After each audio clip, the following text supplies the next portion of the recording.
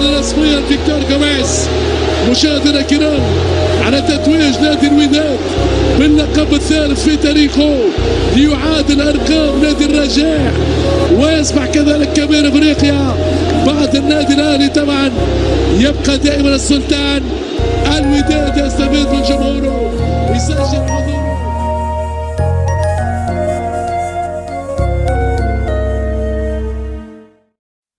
Welcome to the first edition of AfroViews.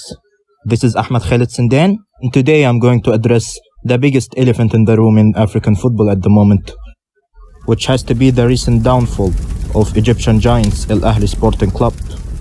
And for those of you who aren't well aware about African football and the Egyptian Premier League to be exact, then let me tell you that Ahly is the second most successful club in the world in terms of international titles, only behind Real Madrid. They were also crowned as the African club of the 20th century in the early 2000s. Nicknamed as the Cairo Red Devils, Ahly hold a very historical record of trophies with 10 CAF Champions League titles, 42 Egyptian League titles, 37 Egyptian Cup titles, and I am only mentioning the most notable. But in the last 3 months or so, this gigantic club has been in shambles, all because of this nasty Moroccan citizen named Zuhair al-Mutaraji. NANI? You see, Ahly have recently suffered a really disappointing defeat to Morocco's Wydad Casablanca in this year's CAF Champions League final. And speaking of al-Mutaraji, he wasn't even a starter in most of Wydad's African campaign, but his manager Walid al-Regragui decided to promote him from the bench at the last second for the title decider. And it proved to be a massive masterstroke, as it took al-Mutaraji only 15 minutes to unleash a swerving thunderbolt from inside the penalty area, which flew over Ahly's captain and goalkeeper Mohamed al-Shenawi and with him into the net. Ahly's South African manager Pitso Mosimane tried to quickly recover from that early goal and made his team regain possession and constantly attack Wydad's defense, as the visitors kept threatening Wydad's goalkeeper Ahmed al-Teknouti multiple times. But lightning always strikes twice. Wydad doubled the lead 3 minutes into the second half, and once again al-Mutaraji was the executioner. His first attempt from close range was parried by al-Shenawi, but the Moroccan reacted quickly and pushed the rebound into the net for the match to finish 2-0 for Wydad's clinical finishing against the Egyptians' undone position. It was a day to remember for everyone at Wydad, whether it be the technical staff, the players, or the fans, who have now conquered Africa 3 times, winning it in 1992 and 2017. But the same couldn't be said about Ahly, who were seeking a record 3rd straight title after their 2020 and 2021 CAF Champions League titles. It was also a disappointing outcome for Ahly's South African mastermind coach Pitso Mosimane, who had really hoped to become the first coach to win Africa's finest club competition 3 consecutive times. The game was played at Casablanca's Stade Mohammed V, which is the home ground of Wydad. Yeah. It was a very controversial choice of venue, with Ahly making a failed appeal to the Court of Arbitration for Sport, also known as CAS, to have it changed to a neutral venue. The Confederation of African Football CAF later justified their choice of venue by stating that Morocco were the lone bidders to host the final after Senegal withdrew. So back to the point.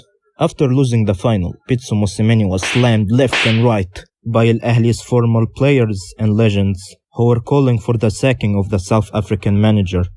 The backlash continued to be unleashed against Mosimane since the final, and as a result, Ahly finally announced that Mosimane made the decision to step down from his role after nearly 2 years in charge.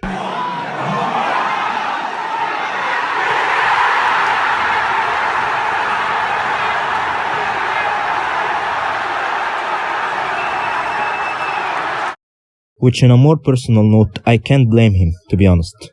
You can't expect to work productively in a toxic environment like that, where affiliates and legends of your own team continue to hunt you down. Nevertheless, Mosimeni himself did clarify that he left the club on good terms, and he also thanked the board and the fans of Al Ahly. A top-classy gesture from the main man, if I'm being frank. Later on, Al Ahly announced the appointment of 47-year-old Portuguese tactician Ricardo Soares as head coach. You had imagined things can only go up from here, right? Well, you had been wrong. He led Al Ahly to lose the league race against arch rivals Zamalek. And in general, business has been way slower than usual for the African giants since his arrival.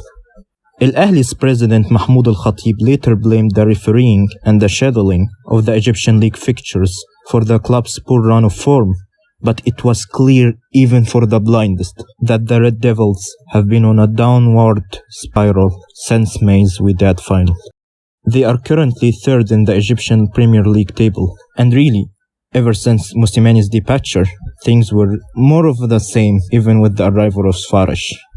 And personally, I find it hard to blame the new manager for the poor results either, as he's trying his best to save what can be saved at the moment. But what you can blame him for though is his insistence of implementing tactical plans that doesn't suit the Egyptian and African style of play, especially when you are trying to implement these instructions and ideas mid-season. The gap between his vision and the football his team played was simply too much for him to bridge. Not to mention that Al Ahly's recent struggling results widened the gap between them and Zamalek in the league title race and made it clear for everyone that this is going to be Zamalek's year. So yeah, the African club of the century went from dominating everyone at the biggest stage of African football just earlier this year to them unable to defeat a 10-man newly promoted Farco FC in the Egyptian Premier League. Not to mention that they may also finish third in the league behind stronger side Pyramids FC, who are fighting hard for that second league position. And frankly, if Soares continues to play with his Mickey Mouse tactics, I doubt things will change for the better anytime soon, as Al Ahly's problem was never a tactical one. This recent downfall, in my opinion, is purely because of the lack of quality in Al Ahly's squad. For example, you can't expect to compete in 2022 with wingers like Hussein Al-Shahat and Luis Mikesoni, with all due respect. You need a better quality if you want to compete at a higher level. So stop trying your luck with low quality and start upgrading already if you want to go anywhere. So yeah, Al Ahly do need a reform that is well studied and pre-planned with clear goals and objectives for the years to come. Because let's be real, to have a club this big and historic fall into shambles because of this one nasty creature from Wydad's bench is a bit crazy, yeah.